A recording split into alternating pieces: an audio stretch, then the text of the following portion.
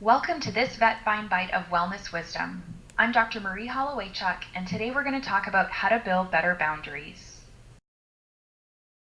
We all know how it feels to have unhealthy boundaries. This means saying yes when you want to say no, letting someone else take advantage of you when you wish you'd stood your ground, and not setting limits on yourself and others. Unhealthy boundaries also means going against your personal values to please others, letting others direct your life or describe your reality, and looking to others to define yourself.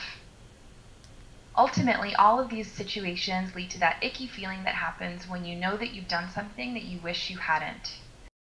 Unhealthy boundaries are a common cause of anxiety, fatigue, and burnout, and something that all of us can work on. Some examples in veterinary medicine might be giving out your personal cell number or email address and then responding to clients at all hours, covering shifts or on call for colleagues every time they ask, even when you have other plans, or oversharing personal information with clients or coworkers, leading to discomfort within yourself. Healthy boundaries are essential to maintaining healthy relationships and leading a healthy life. They help us to maintain balance, they promote resilience, and they help us to develop better coping strategies. That said, setting healthy boundaries is challenging for most of us. Some tips that you can use to set healthy boundaries include knowing your limits. This means identifying your physical, emotional, mental, and spiritual limits. You also need to know your moral stressors, which are situations when you feel you're doing something against your values or belief system. Ultimately, you need to consider what you can tolerate and accept versus what makes you feel uncomfortable or anxious. Sometimes we do this by tuning into our feelings. Discomfort or resentment are red flags. If you feel like you are losing energy, you have a knot in your stomach, you want to cry, or you're angry, ask what it is about the situation, interaction, or expectation that's bothering you. Resentment usually stems from feeling taken advantage of or unappreciated.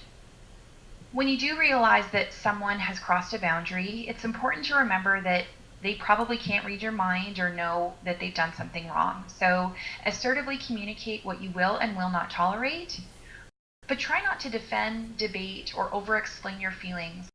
Simply be firm, gracious, and direct, and know that if you give in, people are going to continue to ignore your needs.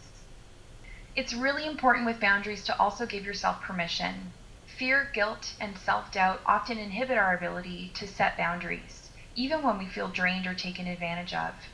But remember that boundaries are a sign of self-respect. You deserve them, and you should work to preserve them. It's also important to consider our tendencies. Most veterinary care providers are givers. We often ignore our own needs and focus on the needs of others instead. This makes it easy to become drained emotionally and physically. So ensure that your relationships are reciprocal, and notice if you're being continually used as a sounding board or punching bag without support in return. Make yourself a priority. You have to put yourself first. This will allow your motivation to make boundaries become stronger. Also make your well-being and happiness a priority. Recognize and honor your feelings, and know that setting boundaries gives you the energy to be a better coworker, colleague, friend, and family member. It's also helpful to find someone to hold you accountable, especially if you have difficulty setting boundaries. Share your boundary setting goals with friends or family, and then they can remind you about your intentions.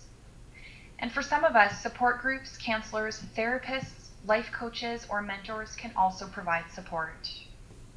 And just like with any task you're doing for the first time, it's important to start small. Assertive communication and boundaries takes practice and can be especially difficult with coworkers and family members because they're people we spend the most time with and they're the people we're the closest to. So you want to start with a small, non-threatening boundary that's not overwhelming you and then slowly increase to more challenging boundaries. Remember that with courage and practice, setting healthy boundaries is a skill that anyone can master. And that's been this bite of wellness wisdom. Thank you for listening, and we hope to see you again soon.